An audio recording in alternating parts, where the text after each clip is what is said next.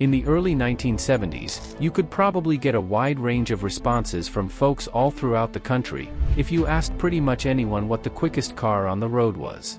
It's possible that someone in Santa Monica knew someone who had a modified Boss 429 that obliterated everything it raced. Simultaneously, there may have been rumors in New England about a legendary local Corvette that had one of the worst huge blocks in the area.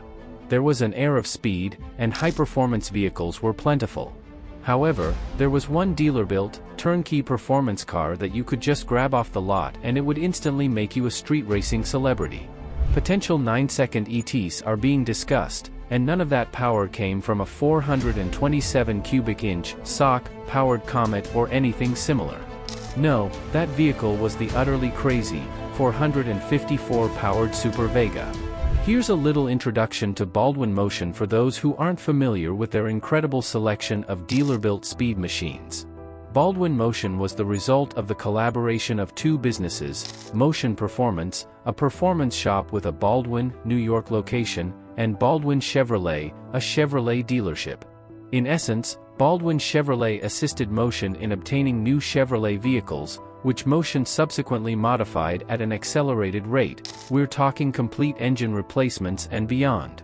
Thanks to its affiliation with the Baldwin Chevrolet dealership, Motion was able to reach a larger and more affluent clientele, and in certain instances, even secure financing approval for their new vehicles. Motion produced a number of trick cars at that time, such as big block Vegas, Chevelles, and even special edition Corvettes during the 1970s. However, we aren't talking about any of those vehicles right now, rather, we are discussing Motion's ultimate effort. The first generation, pre-facelift, Vega, which Chevrolet produced between 1970 and 1973, wasn't particularly ugly. It actually resembles a tiny 1970 Camaro, although one that is a little more pedestrianized. The Vega was a mass-market economic vehicle with a variety of inline four-cylinder engine options, none of which were especially quick because of the four-cylinder power plant located beneath the hood. The Vega's saving grace, however, was that it was a front-engine, rear-wheel drive vehicle that only weighed 2,200 pounds, making its unfinished frame the ideal foundation for tremendous acceleration if you could install a different engine. When this was realized, a number of ardent drag racers gutted the little Vegas and installed V8s under the hood, turning some very impressive quarter-mile times. With a crazy enough setup, these cars could reach quarter-mile times of 10 or even 9 seconds. An additional benefit was that these incredibly fast Vegas would still be classified as compact cars, meaning their insurance costs would be significantly lower than those of any other muscle car from the era. Some firms have started offering V8 switch kits for your own Vega, allowing you to upgrade it to a low-cost V8 bully in your garden. Heck, even Chevrolet tried with creating a tiny block V8-powered prototype Vega using a small block stolen from their parts storage that was constructed entirely of aluminum. The theory was that an aluminum V8 would save a significant amount of weight and have less of an impact on handling than a standard V8 with an iron block, which would be excessively heavy and cause the Vega to understeer like a complete pig. With a factory turbo 350 transmission and a fully stock Vega rear end, the 302 cubic inch engine that was jammed into the Vega made it a high 13-second car. You can only think how quick a 300 horsepower or more V8 Vega could have been with a 4-speed and a nicely geared positraction rear end. Which brings up the Motion Vega once more. Now Motion was quick to cash in on the V8 Vega mania as well, providing their own turnkey V8 converted Vegas vehicles in all degrees of crazy. However, these weren't your average swap kits that you could do in your garage. A few of these V8 Vegas units were delivered as true beasts, fully assembled and operational. Initial MSRPs for turnkey Motion V8 swapped Vegas were $4,000 for the most basic small block configurations. Because of this, even the most affordable V8 Motion Vega was now more costly than a brand new Z28 Camaro, which at the time had an MSRP of about $3,500. However, Motion was able to create insane cars since they were not a big company constrained by regulations. When it came to customizing your V8 Vega, the options were truly endless. Using vintage books and magazine advertisements, I was able to piece together the following. A base V8, swapped Vega for $4,000. It most likely had a respectable 350 or something comparable. It was rather rapid, but nothing remarkable. It would be possible to purchase a Motion Phase 3 V8 Vega for $5,000. This was standard equipment on the previously stated Phase 3 350, a small block Chevy LT1 with 370 horsepower. This was one of the hottest engines available by 1971. Motion Vegas may also be equipped with a plethora of additional performance upgrades, such as a 12-bolt rear end, a 4-speed M22 rock crusher transmission, and different suspension adjustments to enhance launch. It gets even wilder. The 350 horsepower Phase 3 was standard, but there were even more powerful variants.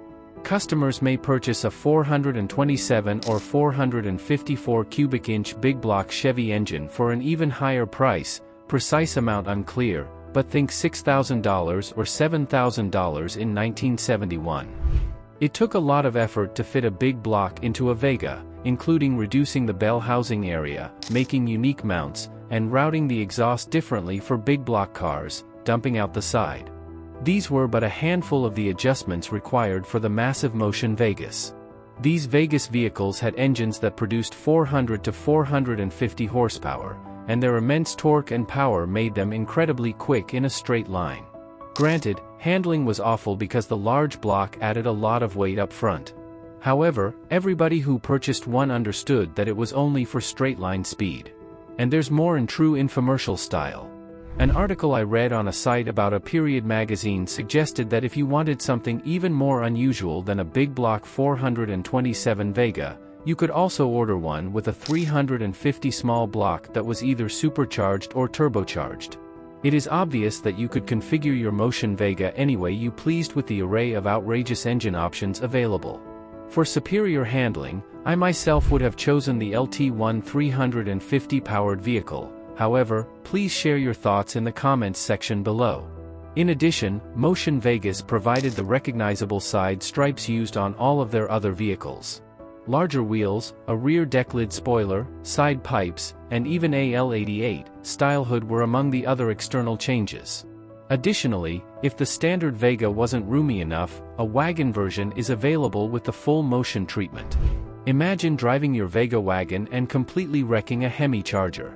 Many people must have been offended by the handful of these cars that were produced in the past. The top dog Motion Vegas is rumored to cost between $6,000 and $7,000 when new. That's a lot of money to spend on a car that isn't very well made and has a huge engine that isn't really useful unless you were racing. It's still unclear how many of these Motion Vegas were ever produced. Rumors indicate that there may have been as many as 454 powered cars produced prior to Joel Rosen, the creator of Motion, being fired by the EPA, according to a Motor Trend article that is cited in the description. In essence, the EPA informed him that his creations were outside their rules.